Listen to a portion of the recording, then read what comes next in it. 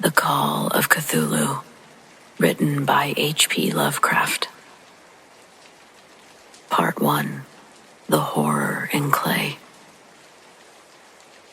I think the most merciful thing in the world is the inability of the human mind to connect all its contents. We live on a peaceful island of ignorance in the middle of an infinite black sea, and we were not meant to travel far. The sciences each struggle along in their own direction, and they've done us little harm so far.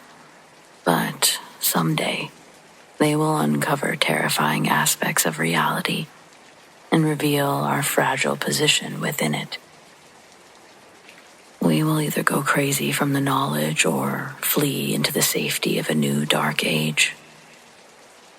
Theosophists have speculated at the grandeur of the universe, of our world, where the human race carries out their short lives. They've hinted at strange things surviving a long-ago age, things that would freeze your blood if not disguised with optimism.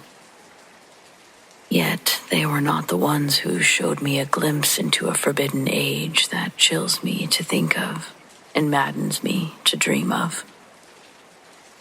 The dreaded glimpse came from accidentally piecing together an old newspaper article with the dead professor's notes. I hope no one else will ever come to this realization.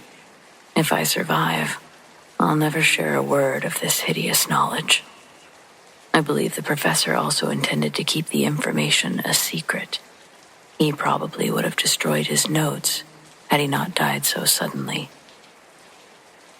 I learned the first piece of the puzzle in the winter of 1926 and 27, when my grand uncle passed away at the age of 92. He was George Gamble Angel, a professor of Semitic languages at Brown University in Providence, Rhode Island. The professor was widely known as an authority on ancient inscriptions, and he often advised the heads of predominant museums. He was remembered by many when he passed, but the locals' interest was intensified due to the obscure way he died. The professor was returning from the Newport boat when witnesses say he suddenly fell after a black sailor bumped into him. The man came from one of the strange dark passages on the hillside that form a shortcut from the waterfront to the professor's home on William Street. Doctors were unable to find any visible cause, but after a perplexed debate, they concluded a heart lesion was caused by the elderly man's brisk climb up a steep hill. At the time, I saw no reason to disagree with this conclusion, but now I'm not so sure. My granduncle died a childless widower, which makes me his heir. Since I was expected to review his papers thoroughly, I moved all of his files and boxes to my Boston home.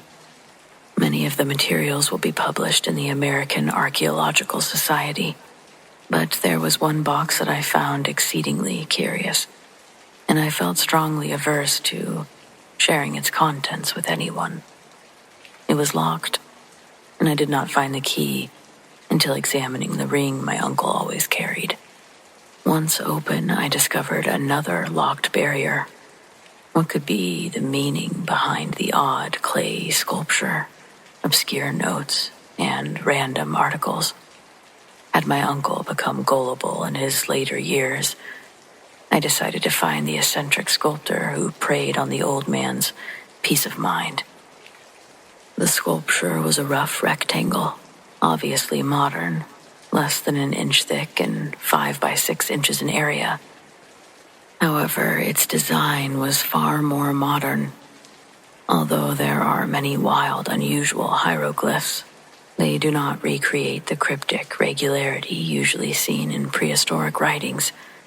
The bulk of the markings did seem to be writing, though.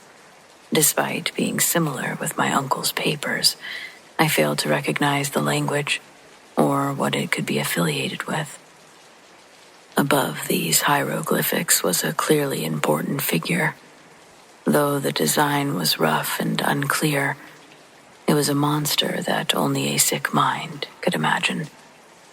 My extravagant imagination produces pictures of an octopus, dragon, a human caricature.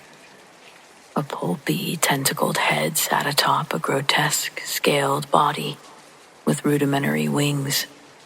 But it was the general outline of the whole thing that made it so shockingly frightful. In the background was the vague suggestion of cyclopean architecture. Aside from a stack of newspaper clippings, the papers that came with this oddity were in Professor Angel's handwriting. What seemed to be the main document was titled Cthulhu Cult in carefully printed letters. The manuscript was divided into two sections. The first was labeled 1925, Dream and Dream Work of H.A. Wilcox, 7 Thomas Street, Providence, Rhode Island. And the second, Narrative of Inspector John R. LeGras, 121 Bainville Street, New Orleans, Louisiana, at 1908 AAS meeting. Notes on same and Professor Webb's account. The other manuscript papers were all brief notes. Some detailed strange dreams from different people, and some were quotes from theosophical books and magazines, such as W. Scott Eliot's Atlantis and the Lost Lemuria. The rest comment on ancient secret societies and hidden cults. They reference mythological and anthropological source books such as Fraser's Golden Bough and Miss Murray's Witch Cult in Western Europe. The clippings mostly hint to weird mental illnesses and outbreaks of group mania in the spring of 1925. The first half of the main manuscript told a very peculiar tale. On March 1st, 1925, a thin, dark young man who appeared both deranged and excited came to Professor Angel with the clay sculpture. At the time, it was still very damp and fresh. The man's card read, Henry Anthony Wilcox, and my uncle recognized him as the youngest son of an excellent family. He was studying sculpture at the Rhode Island School of Design and currently living alone at the Bourdelais building near the school. Wilcox was a precocious youth, well known for his intelligence and eccentricity. Since childhood, he knew how to gain attention through telling weird stories and odd dreams. He called himself psychically hypersensitive, but the serious-minded folk dismissed him as merely strange, never socializing with others of his station. He gradually dropped from the social eye and was now known only to a small group of art enthusiasts from other towns. Even the Providence Art Club, anxious to preserve its conservative reputation, found him quite hopeless. During his visit, Wilcox requested my uncle's help in identifying the sculpture's hieroglyphics. He spoke in a dreamy, strained manner that made him difficult to understand, and my uncle replied harshly because he could clearly see how fresh the item was. However, the young man's reply impressed my uncle enough to make him write it down, verbatim. It was fantastically poetic and set the tone for their whole conversation. I, myself, now find it highly characteristic of him. He said, "It is new, indeed, for I made it last night in a dream of strange cities, and dreams are older than the brooding Tyre, the contemplative Sphinx, or the garden-girdled Babylon." Then he began telling a story that reminded my uncle of a forgotten memory, and he became interested. There had been a slight earthquake tremor the night before, the most considerable in New England for some years, and Wilcox's imagination was greatly affected by it. Upon going to sleep, he had an unprecedented dream of great cyclopean cities, Titan blocks and sky-high monoliths, all dripping with green ooze and sinister with dormant horror. Hieroglyphics covered the walls and pillars, and from some undetermined point below came a voice that was not a voice, a chaotic sensation that only one's imagination could translate into sound, but he attempted to pronounce the almost unpronounceable jumble of letters. Cthulhu, Eflakin. This verbal jumble was the key to remembering what excited and disturbed Professor Angel. That night, after awaking suddenly, he questioned the sculptor at length. Chilled and still wearing his pajamas, he studied the sculpture with an almost frantic intensity. Wilcox later said that my uncle blamed his old age for his slowness in recognizing both hieroglyphics and pictures. Many of his questions seemed highly unusual to the young man, especially the ones where he was trying to connect the design with cults or societies. Wilcox certainly did not understand why my uncle was continuously promising to remain silent if he admitted to being a member of some widespread mythological religious group. When Professor Angel became convinced the sculptor was truly ignorant of any cult or cryptic lore, he adamantly insisted the young man return to report any future dreams as well, and this proved to bring regular information. After this first meeting, the manuscript tells of daily reports where Wilcox told of new, startling dream fragments, each containing some terrible cyclopean vista of dark and dripping stone, with a subterranean voice or intelligence shouting in gibberish. The two sounds repeated most often are those made by the letters Cthulhu and RIPLEY. On March 23rd, Wilcox failed to appear. My uncle went to his home where he learned the young man had developed an obscure fever, and then traveled to his family home on Waterman Street. He had cried out in the night, waking several other artists in the building, and he had been deliriously drifting in and out of consciousness ever since. Professor Angel immediately telephoned the family and kept a close watch over the case, often calling the Thayer Street office of Dr. Toby.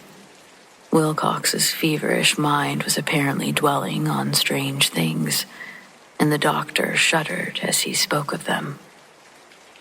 They included not only a repetition of what he had dreamed before, but they also wildly touched on the gigantic thing, miles high, that walked about. He never fully described it, but occasionally, frantic words convinced the professor it must be the nameless monstrosity, the one he tried to depict in his dream sculpture. This object was always referenced before the young man would collapse.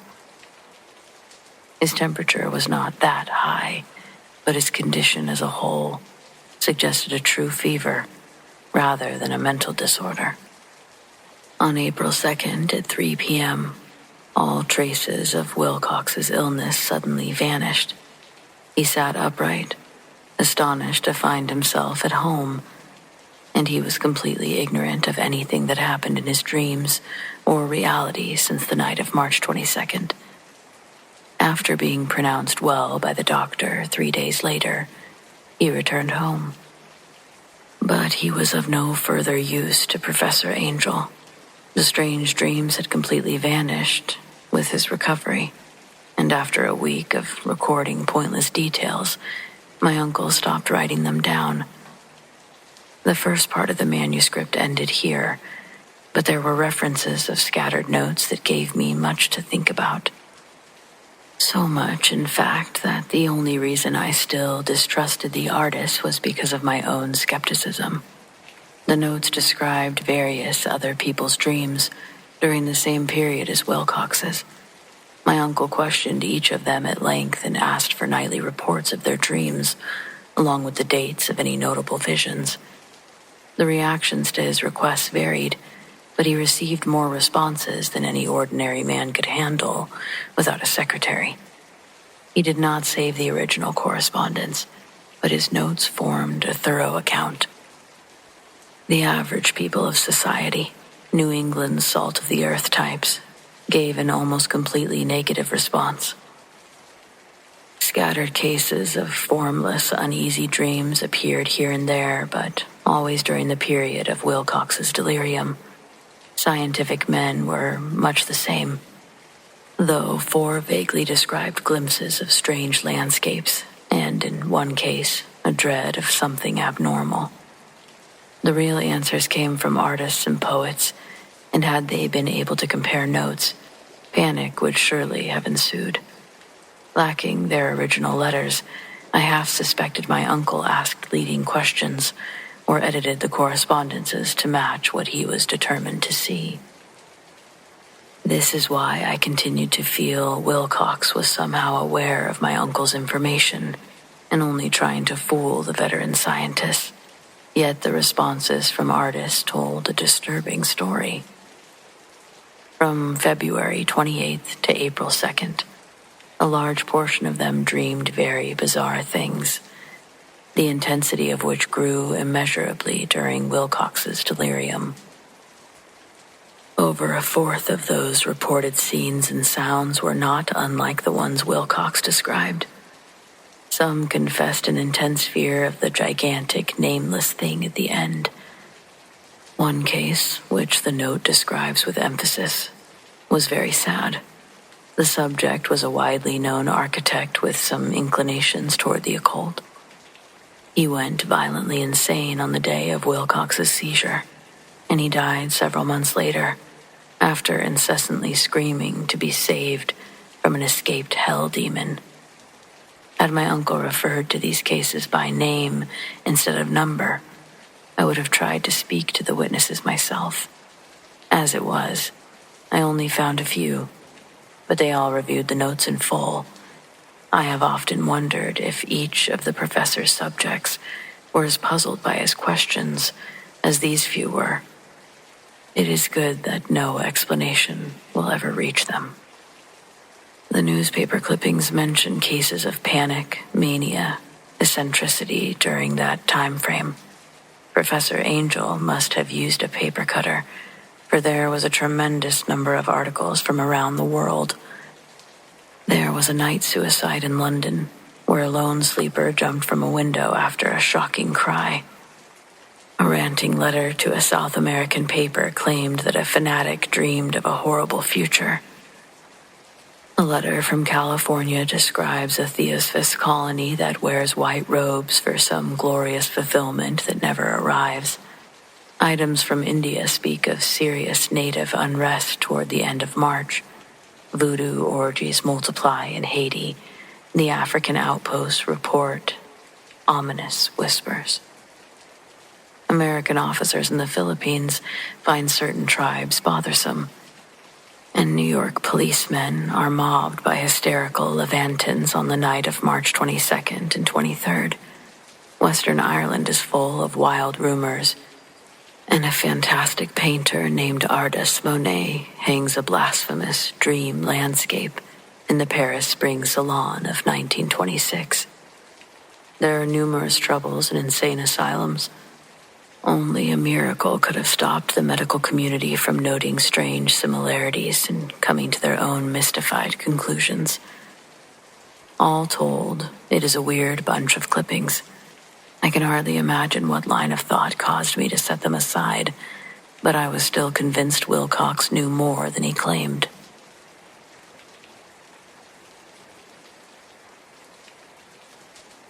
Part 2. The Tale of Inspector Legras. The events in the second half of the manuscript took place before Wilcox had his dreams, or made his sculpture. It appears Professor Angel had already seen images of the nameless monstrosity in hieroglyphics, and he had heard of the term Cthulhu. It is no wonder he pursued Wilcox, demanding answers. The earliest experience came 17 years prior, in 1908, when the American Archaeological Society held its annual meeting in St. Louis. Professor Angel, as a well-respected man with many achievements, played an important part in the deliberations. He was also one of the first to be approached by a group of outsiders who came specifically to take advantage of the experts' knowledge. Their leader soon became the focus of the entire meeting. He was a common-looking middle-aged man who traveled all the way from New Orleans in search of answers. His name was John Raymond Legras, and he was a police inspector. He brought along a repulsive, ancient stone statuette whose origin he could not determine. Do not think that Inspector Legras had any interest in archaeology. His inquiries were purely professional. The idol had been found months earlier while raiding a voodoo meeting in the wooded swamps of South New Orleans. The rites connected with it were so hideous that the police realized they'd stumbled onto a totally unknown cult who were indefinitely more diabolical than the darkest African voodoo circles. Apart from the erratic and unbelievable tales told by the captured members, nothing was discovered of its origin. Hence the inspector's desperation for any help in identifying the symbol and tracking down the cult's leader. Inspector Legras was hardly prepared for the sensation his item created. One sight of it was enough to throw the assembly into a state of tense excitement, and they quickly crowded around to gaze at the small, strange figure, one that hinted at undiscovered archaic vistas. The origin of the terrible object was impossible to determine, yet it seemed to record thousands of years in its dim green surface. The figure was slowly passed around for careful study. It was between 7 and 8 inches tall and made with exquisite workmanship. It appeared to be a monster with a vaguely human outline and an octopus-like head whose face was a mass of tentacles. It had a scaly, rubbery body with massive claws on its feet and long, narrow wings. This thing seemed naturally frightening and malignant as it squatted on a rectangular pedestal covered with undecipherable hieroglyphs. The tips of the wings touched the back edge of the block. The pedestal was in the center, and the long, curved claws of its folded hind legs gripped the front edge, extending a quarter way down the pedestal. The cephalopod's head was bent forward so that its facial feelers brushed the back of its huge forepaws, clasping its knees. Its mysterious origin only added another, more subtle layer of fear. Its incalculable age was unmistakable, yet it did not share a single link with any known type of artwork. The very material was a mystery. The soapy, greenish black stone, with its golden flecks and striations, resembled nothing familiar to geology or mineralogy. The characters along the base were equally confusing. Even at a gathering with half of the world's experts, no one could guess the linguistics. The material belonged to something horribly remote and separate from mankind, something frightfully suggestive of old, unhallowed life cycles, which have no place in our world or minds. While most members shook their heads in defeat, there was one man who seemed bizarrely familiar with the monstrous writing, and he shyly shared what little he knew. This person was the now late William Channing Webb, professor of anthropology at Princeton University and a well-known explorer. 48 years prior, Professor Webb traveled across Greenland and Iceland in search of runic inscriptions. But he did not find any. While high up on the West Greenland coast, he encountered a tribe of corrupted Eskimo who practiced a curious form of devil worship. And they chilled him with their deliberate bloodthirstiness. Other Eskimos knew little about their religion, but they shuddered when it was mentioned, saying it originated eons before the world was made. Besides nameless rites and human sacrifices, there were strange hereditary rituals addressed to a supreme elder devil. Professor Webb learned the ritual chant from an old wizard priest who wrote the phonetic spelling in Roman letters to the best of his ability. This cult worshipped a monstrous image. They cherished it and danced around it when the aura rose higher over the ice cliffs. It was a crude stone sculpture consisting of a hideous picture and cryptic writing, much like the one they now studied in the meeting. The assembly was astonished, and this information was doubly exciting to Inspector Legras, who immediately began questioning the man. Remembering one of the swamp cultist rituals, he pleaded for the professor to recall the phrase used by the Eskimos. After exhaustively comparing notes, an odd silence followed as it was agreed that both cults chanted the same one to their idols. It was something like, Vinu magnafne Cthulhu relia magnafnen. Legras was one step ahead of Professor Webb, for several of his prisoners revealed the translation they learned from older members. It means, in his house, at real yea dead, Cthulhu waits dreaming. The assembly was eager to hear Inspector Legras' full story, and my uncle attached special significance to it.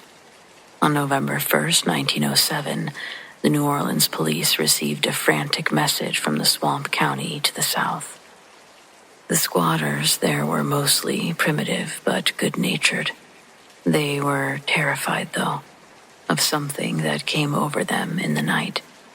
Apparently it was some kind of terrible voodoo that they had never seen before. Some of the women and children had disappeared since the malevolent drumming began beating in the black, haunted woods. No one dared go there. Screams, soul-chilling chants, and dancing devil flames came from those woods, and the people could take no more. 20 police filled 2 carriages and an automobile before sitting out in the late afternoon with a shivering squatter guiding their way. When the road ended, they continued in silence through miles of terrible cypress woods where the sun never shone. Ugly roots and hanging nooses of Spanish moss plagued them. Sometimes a pile of damp stones formed a rotting wall where every malformed tree and island of fungus combined. When they finally reached the squatter settlement, they found a miserable huddle of huts, and hysterical residents gathered around the group of bobbing lanterns. The muffled beats of drums was now faintly audible far ahead, and curdling shrieks came at infrequent intervals as the wind shifted. A reddish glare filtered through the pale undergrowth beyond the endless forest, and the terrified squatters refused to go any further.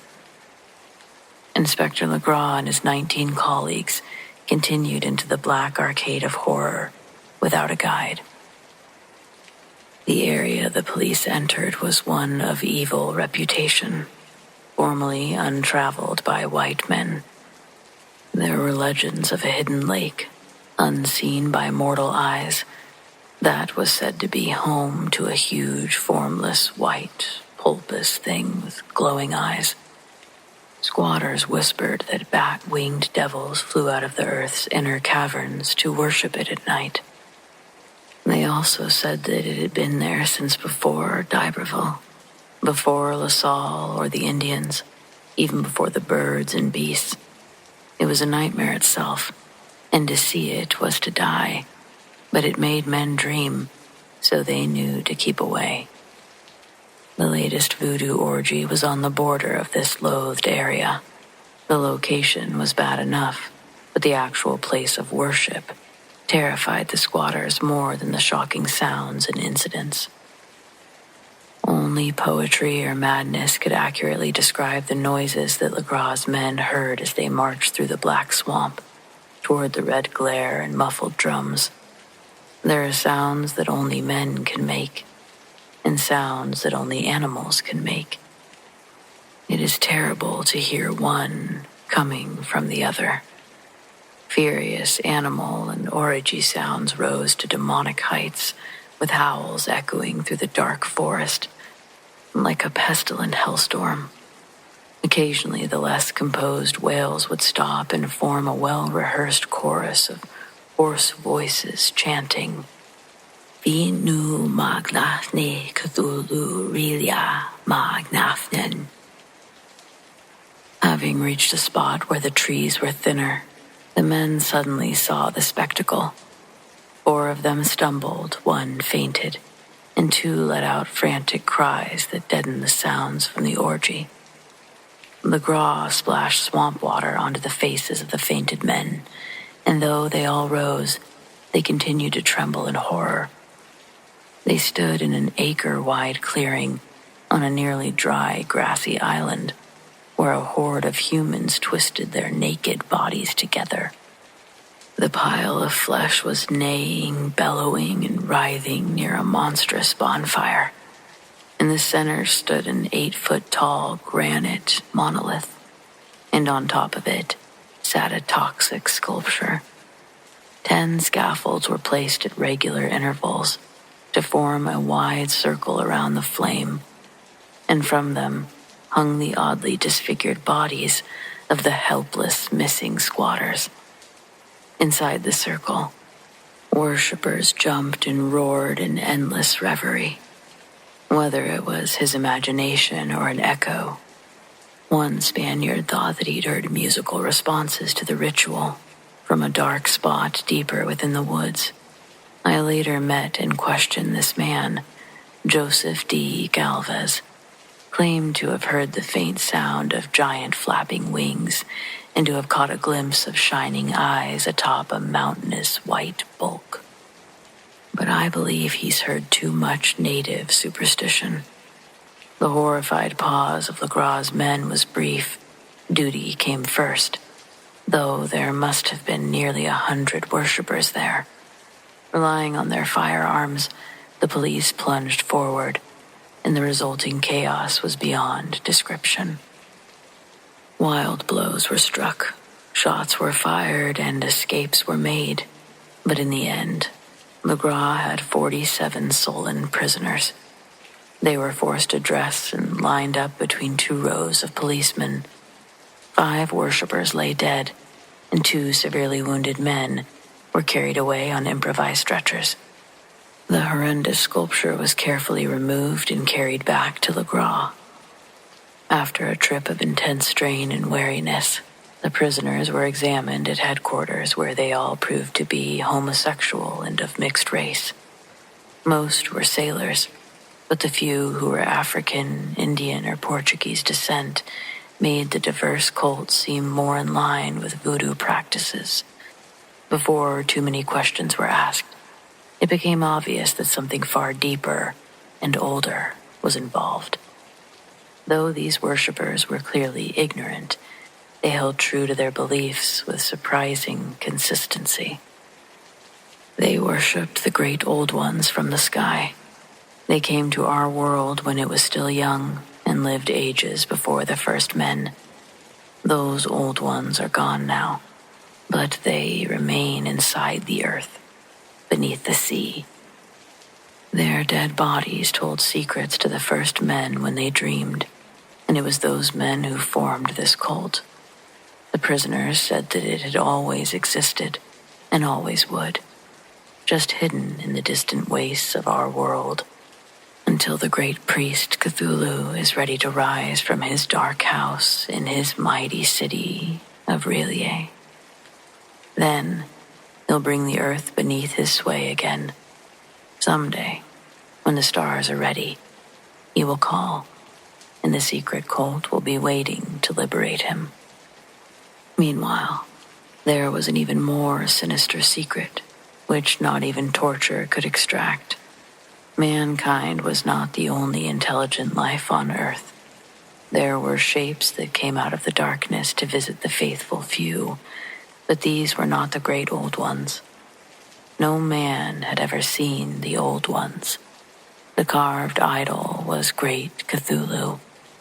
but none could be sure if the others were exactly like him. No one could read the old writing, but things were passed down by word of mouth. The chanted ritual was not the secret to never utter aloud. Only 2 prisoners were sane enough to be hanged, and the rest were committed to various institutions. All of them denied participating in the murders. They each claimed that the killing was done by the black-winged ones who came from the haunted woods. They could get no clear account of those mysterious winged ones, but a very old Spaniard named Castro claimed to have sailed to strange ports and talked with the undying cult leaders in the China mountains. Old Castro remembered bits of a hideous legend. For eons, other things ruled the earth, and they had great cities. Remnants of cyclopean stones are still found on the islands in the Pacific. They all died millennia before men came, but there are arts capable of reviving them when the stars align to the correct positions in the cycle of eternity. They themselves came from the stars and brought their images with them. The great old ones were not entirely flesh and bone. They had a shape, but that shape was not made of matter. When the stars were right, they could travel from world to world through the sky, but when the stars were wrong, they could not live. Although they no longer lived, they would never really die. They lay in stone houses in the great city of RIPLEY, preserved by Cthulhu's spells for a glorious resurrection when the stars and earth are ready. An outside force must also physically liberate their bodies. The spells that preserved them likewise immobilized them. They could only lie awake in the darkness, thinking, while countless millennia passed. They knew all that happened in the universe and spoke telepathically. Even now, they talk in their tombs. Finally, when the first men came after infinities of chaos, the great old ones spoke to the sensitive ones by shaping their dreams. This was the only way they could convey their language to the fleshy minds of mammals. And those first men formed the cult around small idols. That cult would never die until the stars were right again. The secret priests would then take great Cthulhu from his tomb to revive his subjects, and he would resume his rule of the earth. The time will be easy to identify, for all mankind will become like the great old ones. They will be free and wild, beyond good and evil. Laws and morals will be thrown aside, and all men will shout, kill, and revel in the joy of it. Then, the liberated old ones will teach them new ways to enjoy themselves, and the earth will be engulfed in a fiery holocaust of ecstasy and freedom. Meanwhile, the cult must keep the memory of those ancient ways alive and spread the prophecy of their return. In the old days, these chosen men spoke with the entombed old ones in dreams. But then something happened. The great stone city of RIPLEY sank beneath the waves with its tombs and monoliths, and the deep waters cut off their ghostly connection. However, their memories never faded, and high priests said the city would rise again. Then, black, moldy spirits would rise from the earth and lift the caverns from the sea floor. But old Castro would not say much on that topic. He quickly fell silent, and no amount of persuasion could get him to say more. He also refused to reveal the size of the old ones. As for the cult, he thought its heart to be in the deserts of Arabia, where the city of pillars, remains hidden and untouched. They were not allied with the European witch cult. They were virtually unknown beyond their members. No book hinted of it. though a Chinaman said that there were double meanings in the mad Arab Abdul al-Zared's Necronomicon, and that initiates could read it as they wished, especially the much-discussed couplet, quote, "That is not dead which can eternal life, and with strange eons even death may die." Legras, deeply impressed and bewildered, asked about the historic affiliations of the cult, and Castro told the truth about it being a secret. The authorities at Tulane University were unable to help the cult or the image, and now the detective had come to the highest authorities in the country and learned of Professor Webb's tale. The frenzied interest of Legras' story is echoed in letters written by those who attended, but there was no mention of it in formal publications. Caution is the first concern of those accustomed to facing frauds.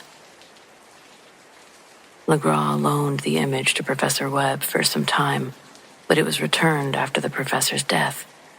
I viewed it not long ago. It is truly a terrible thing, and unmistakably related to Wilcox's dream sculpture. It was not surprising that my uncle grew excited by the tale. I wonder what he must have thought to hear Legras' tale, not yet knowing that he would one day meet a man who dreamed the exact same figure, hieroglyphs, and chant. Professor Angel's investigation was thorough, but I still privately suspected Wilcox knew of the cult and lied to heighten the mystery. The notes and news clippings were strong corroboration, but my rational mind and the subject's extravagance led me to what I thought was a sensible conclusion. After thoroughly studying the manuscript and comparing notes with the narrative from Legras, I visited Wilcox with the intention of scolding him for fooling an intelligent old man.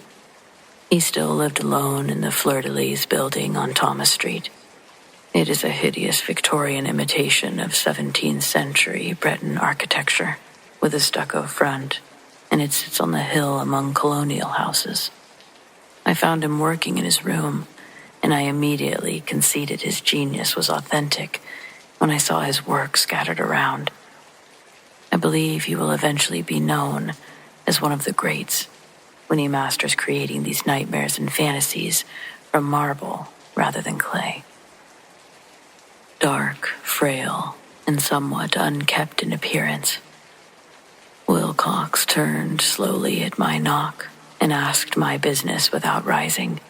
When I told him who I was, he displayed more interest. My uncle had struck his curiosity, but never explained the reason for his study into the young man's dreams, and I did not elaborate on that reason either. In a short time, I became convinced of the artist's sincerity. He spoke about the dreams in a way that no one could mistake. The events subconsciously made profound influences on his work, and he showed me a morbid statue whose shape made me shudder at its black suggestion. He could not recall seeing the original model, except in his own dreams, and the outline had unconsciously formed beneath his hands. I had no doubt it was the giant shape that he raved of in his delirium. It was obvious that he knew nothing of the hidden cult, except what my uncle's relentless questions told him. So, again, I tried to think of a way that he could have such knowledge. He talked of his dreams in a strangely poetic way, one that allowed me to see the damp cyclopean city of slimy green stone, whose geometry was all wrong, and to hear the endless half-crazed calling from underground. Cthulhu, Cthulhu. These words formed part of the dreaded ritual that says dead Cthulhu dreams in his stone vault in Rillier. And I felt deeply moved, despite my rational beliefs. I was sure that Wilcox heard of the cult in some casual way, but innocently forgot it among the mass of equally weird things that he read and fantasized about. Later, it simply found its way into his dreams and influenced his work on the statue. The young man was both pretentious and ill-mannered, a type I could never like, but I now believed he was honest, and I left wishing him all the success his talent promised. The matter of the Colt still fascinated me, and sometimes I envisioned gaining notoriety from discovering its origin. I visited New Orleans, talked with LeGras and others from that raiding party, saw the frightful image for myself, and questioned the surviving mongrel prisoners. Unfortunately, old Castro had died many years prior, but what I learned excited me and confirmed my uncle's suspicions.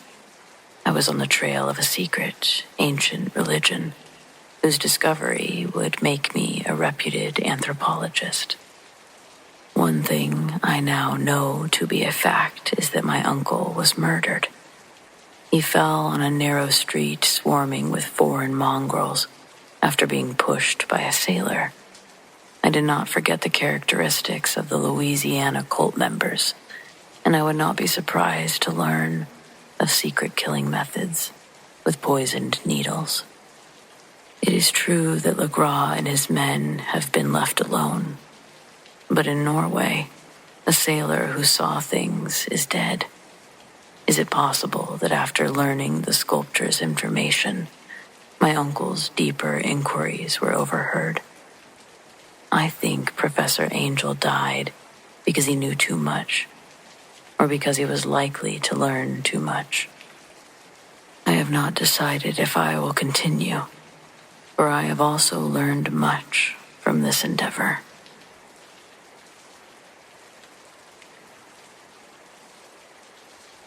Part 3. The Madness from the Sea. If heaven were to grant me a wish, I would want to erase the moment I saw that random piece of paper on the shelf. It was nothing I would have stumbled across naturally. It was a page from an old Australian journal, the Sydney Bulletin. April 18th, 1925. It even escaped the cutting board which my uncle used enthusiastically when collecting research materials. I focused my inquiries on what Professor Angel called the Cthulhu cult. While revisiting an educated friend in Pietersen, New Jersey, he was the curator of a local museum and a well-known mineralogist with connections all over the world. One day, while examining the reserve specimens in the back of the museum, I noticed an old piece of paper lying under the stones. It was the Sydney Bulletin, and it contained a picture of a hideous stone figure that was almost identical to the one LeGras had found in the swamp. I cleared the paper of debris and eagerly read every word, but I was disappointed by its short length. It was ominously relevant to our mystery, and read as follows. Mystery derelict found at sea. Vigilante arrives with helpless armed New Zealand yacht in tow. One survivor and one dead man found aboard. Tale of desperate battle and deaths at sea. Rescued seaman refuses to speak of strange experience. Odd idol found in his possession. Inquiry to follow. The Morrison Co's freighter, Vigilante, arrived in Darling Harbor this morning. It was coming from Valparaiso and towing a disabled but heavily armed yacht, the Alert, from Dunedin, New Zealand. The Alert was discovered on April 12th in south latitude 34 degrees 21 west longitude 152 degrees 17. The Vigilante left on March 25th, and on April 2nd, heavy storms and monster waves drove her south of her course. On April 12th, the Alert was found, and though it was apparently deserted, there was one half-delirious survivor and one week-old corpse aboard. The survivor was clutching a horrible, foot-tall stone idol of unknown origin. The authorities at Sydney University at Royal Society and the Museum of College Street are completely baffled. It was found in the yacht's cabin inside a small carved shrine. After recovering his senses, he told an exceedingly strange story of pirates and slaughter, His name was Gustav Johansen, and he was a somewhat intelligent Norwegian. He was also the second mate on the two-masted schooner, the Emma, from Auckland. On February 20th, the Emma set sail to Callao with 11 men, but she was delayed and thrown south of her course by a great storm on March 1st. On March 22nd, in south latitude 49 degrees 51 west, longitude 128 degrees 34, the Emma encountered the Alert, which was manned by a strange and evil-looking crew of Pacific Islanders and other foreigners. Captain Collins refused orders to turn back, and without warning, the pirates ruthlessly opened fire with heavy brass cannons. The Emma's men fought, and even though they began sinking, the crew managed to pull alongside the savages and board their vessel. They fought on the yacht's deck and were forced to kill every pirate. Their enemies had superior numbers, but they were clumsy fighters. 3 of the Emma's men, including Captain Collins and First Mate Green, were killed, and the remaining 8 proceeded in their original direction under Second Mate Johansen's command. The next day, they claim to have landed on a small island, though none are known to exist in that part of the ocean. 6 men somehow died ashore, and Johansen is strangely withdrawn about this part of the story. He would only say that they fell into a chasm. Later, he and William Bryden reboarded the yacht, but it was too much for 2 men to handle. They were thrown around by the storm on April 2nd, and he does not remember much else until he was rescued on the 12th, nor does he recall when William died. Bryden's cause of death was undeterminable, but it was probably due to fear or exposure. News from Dunedin stated that the Alert was well known as an island trader, and it had an evil reputation along the waterfront. It was owned by a curious group of hybrids who held frequent night meetings in the woods, and this attracted much curiosity. They'd set sail in a hurry just after the storm and earthquakes on March 1st. The same news source also said that the Emma's crew had an excellent reputation. Johansen is described as a sober and worthy man. Tomorrow, the courts will begin an inquiry into the matter, and every effort will be made to convince Johansen to reveal more. This was all it said, but it started a train of ideas in my mind. I had discovered new information about the cult along with evidence that it holds strange connections to both the sea and the land. What prompted the hybrid crew to attack the Emma as they sailed around with their hideous idol? What was on the unknown island where 6 of the Emma's men died? What was the deal with the noxious cult in Dunedin?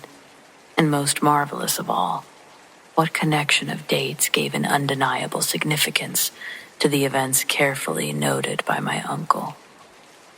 March 1st, which was our February 28th according to the international dateline, there was an earthquake and a storm. The Alert and her noisy crew hurried on their way, and on the other side of the world, poets and artists began dreaming of a strange, damp, cyclopean city, while a young sculptor molded the form of Cthulhu in his sleep. On March 23rd, the Emma's crew landed on an unknown island where they left 6 men dead, and the sensitive men had vivid dreams darkened with the dread of a giant monster's pursuit. All while an architect went mad and a sculptor slipped into delirium. There was a storm on April 2nd, the same date that the dreams finally stopped, and Wilcox emerged from his strange fever. Then, when we had Castro's hints about the star-born old ones and their coming reign, their faithful cult and their mastery of dreams, was I tottering on the brink of cosmic horrors beyond a man's power to handle? If so, they must be horrors of the mind, because somehow the events of that day put an end to the monstrous siege of mankind's soul. That evening, I said goodbye to my host and took a train to San Francisco. In less than a month, I was in Dunedin, but little was known of the strange cult members who lingered in the old sea taverns. Waterfront scum was too common to take special note of, But there was vague talk about a trip inland, where faint drumming and red flames were seen in the distant hills. In Auckland, I learned that Johansen returned with his yellow hair turned white after an inconclusive questioning in Sydney. After returning, he stopped speaking of his experience, sold his cottage on West Street, and returned to Oslo with his wife.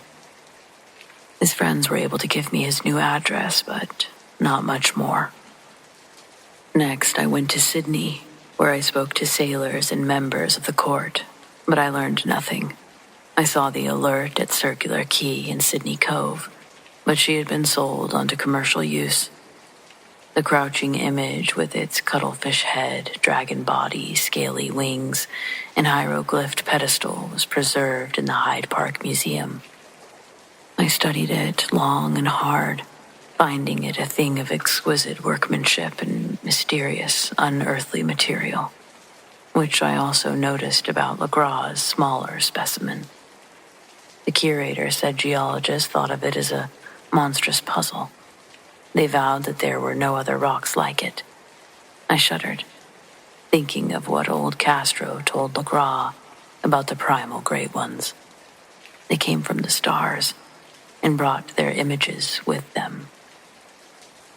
Shaking with a mental revulsion, I resolved to visit Johansen in Oslo.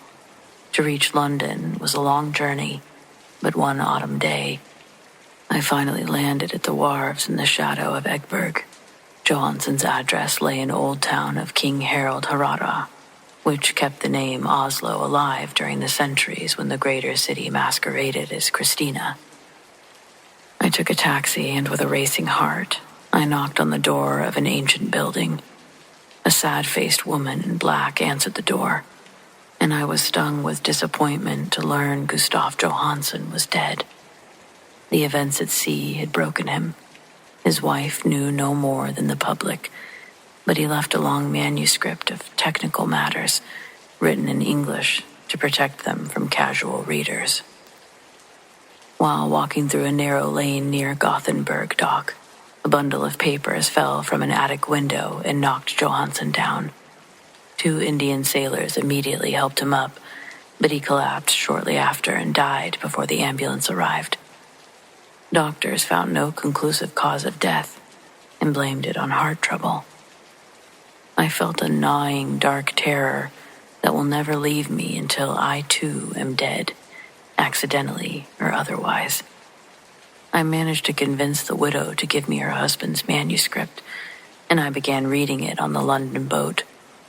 It was a simple, rambling document, a naive sailor's attempt to create a diary after the fact. He did his best to remember the day-to-day events during the last voyage. It is too redundant to transcribe verbatim, but I'll give a summary that shows why the sound of water lapping against the boat became so unbearable that I stuffed cotton into my ears. Johansen, thank God, did not know everything. He only saw the city and the monster, but I'll never sleep calmly again. It is impossible, now that I know what horrors are lurking in time and space, the unholy blasphemies from elder stars that dream beneath the sea, horrors known and favored by a nightmare cult, ready and eager to set them free when another earthquake heaves their stone city into the sun again.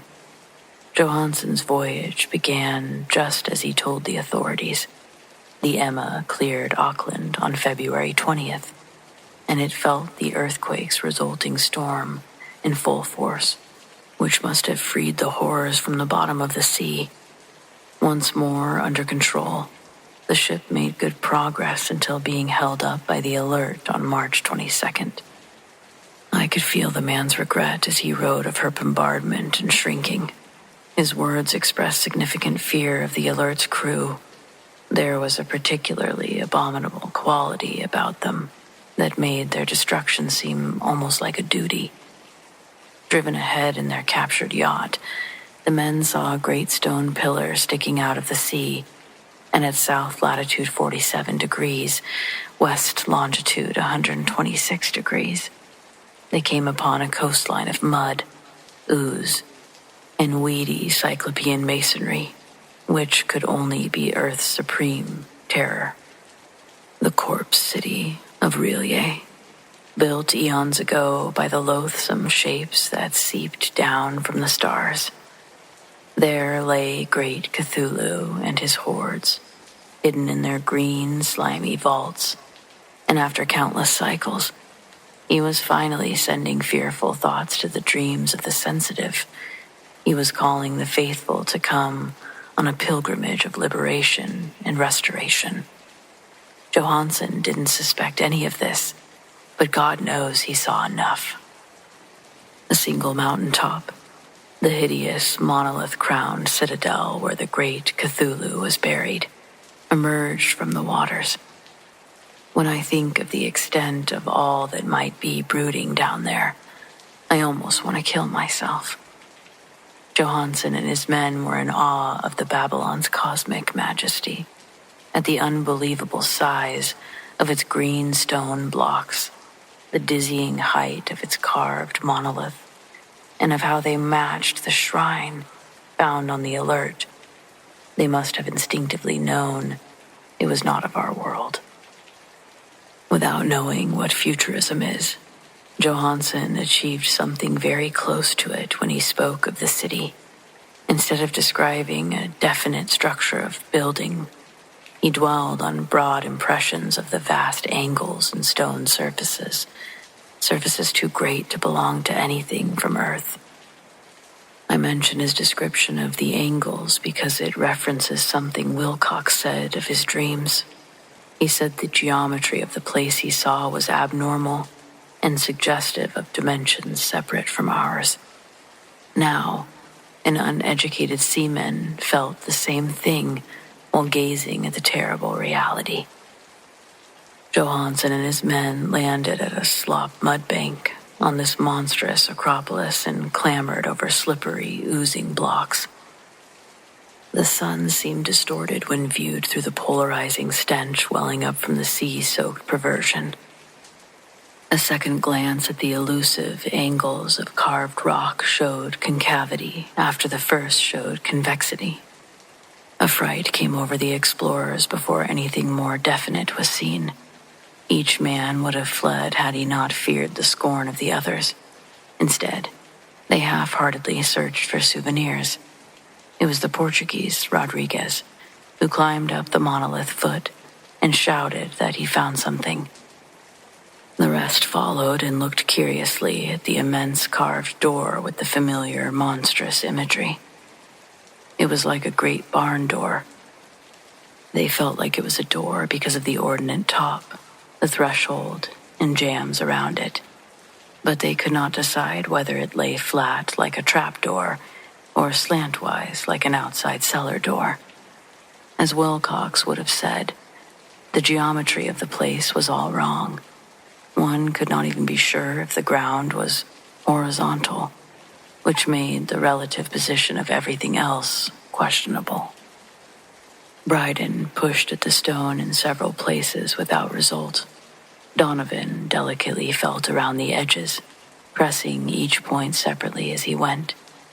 He climbed along the stone molding, and the men wondered how any door in the universe could be so vast. Then, very soft and slowly, the top of the panel began to give inward. Donovan slid himself along the jamb and rejoined his fellows, and everyone watched the strange recession of the portal. It moved in an unusual diagonal direction, making all rules of matter and perspective seem suspended. The opening was black, with an almost physical darkness, and that darkness was a positive quality. It obscured parts of the inner walls that would have burst forth from an eon-long imprisonment, darkening the sun as they flew away on membranous wings. The odor rising from the depths was intolerable, and Hawkins thought that he heard a nasty, slopping sound down there. Everyone was still listening when the source lumbered into a sight, and it squeezed its gelatinous green self through the doorway and into the tainted outside air of that poisonous city. Poor Johansson's handwriting almost gave out when he wrote this. Of the 6 men who never returned to the ship, he thinks 2 died of pure fright in that accursed moment. The thing cannot be described. There is no language for such an abyss of lunacy, such sinister contradictions of matter, force, and cosmic order. A mountain walked, by God. Then, around the world, an architect went mad, and poor Wilcox raved with a telepathic fever in the same instant. The green, sticky spawn of the stars awoke to claim its own. The stars were right again, and what an age-old cult failed to do on purpose, a band of innocent sailors did by accident. After countless years, the great Cthulhu was loose and hungry for delight. 3 men, Donovan, Guerra, and Engstrom. They were all swept up by flabby claws before anyone turned. May they rest in peace if there is any peace left in the universe. Parker slipped as the other 3 were plunging over endless vistas of green-crusted rock, and Johansson swears he was swallowed by an angle of masonry which shouldn't have been there, an acute angle that behaved as if it were obtuse. Only Bryden and Johansson got out. They made a desperate dash for the alert as the monster flopped down the slimy stones and hesitated at the edge of the water.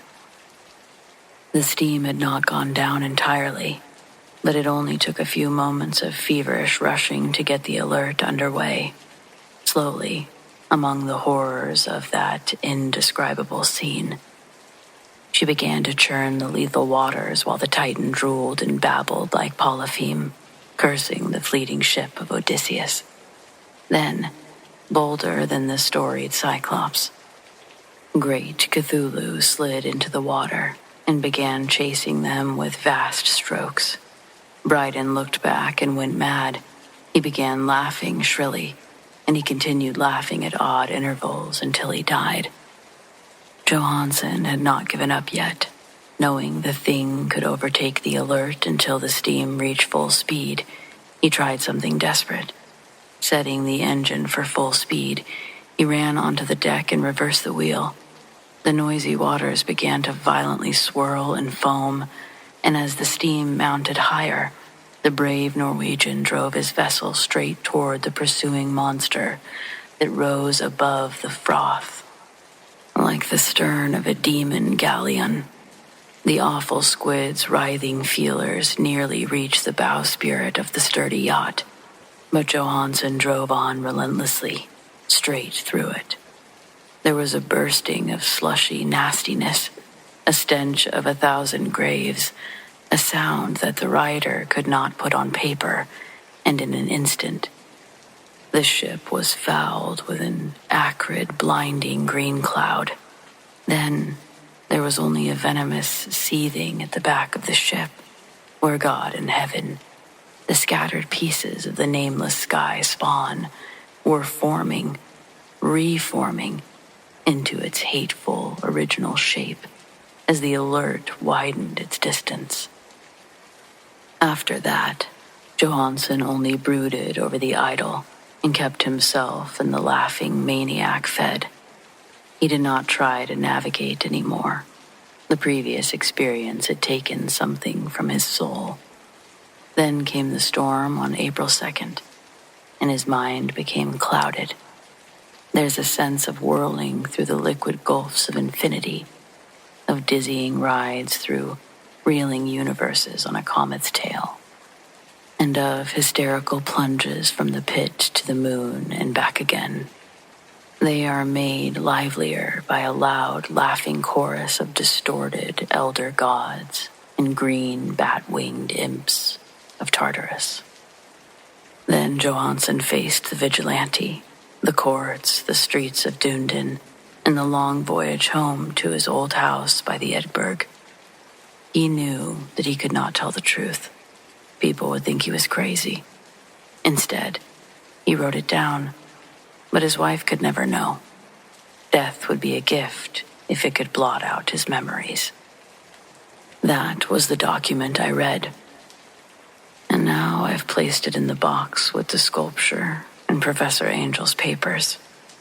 I will put my report with it, this test of my own sanity, which I hope will never be pieced together again. I've looked at all of the horror that the universe holds. Now, the spring skies and the summer flowers will forever be poisoned for me. But I do not think that my life will be long. I will go in the same way as my poor uncle and Johansson. I know too much, and the cult still lives, as does Cthulhu. I suppose he is still the chasm of stone that has shielded him since the sun was young. The vigilante sailed back to its location after the April storm, but his accursed city is once again sunken beneath the waves. His earthly ministers still sing, dance, and kill around idol-clapped monoliths in lonely places. He must have been trapped inside his sinking black abyss, or the world would already be screaming in fright. Who knows the end? What has risen may sink, and what has sunk may rise. Loathsomeness waits and dreams in the deep, and decay spreads over the tottering cities of men. The time will come, but I must not and cannot think of it. Let me pray that if I do not survive this manuscript, my lawyers will ensure that no one else ever sees it.